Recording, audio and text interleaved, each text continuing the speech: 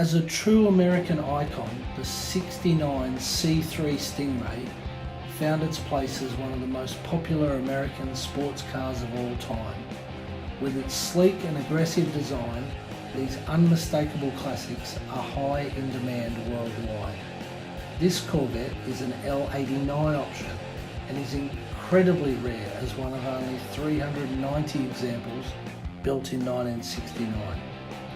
Optioned with power windows, power brakes, heavy-duty suspension and factory tinted glass, this L89 Corvette was at the top of what was available at the time.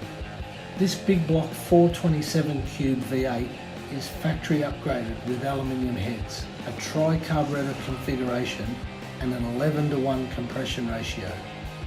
Paired to a 3-speed turbo hydromatic gearbox, this engine delivers 435 horsepower to the rear wheels, making this car one of the quickest in its day.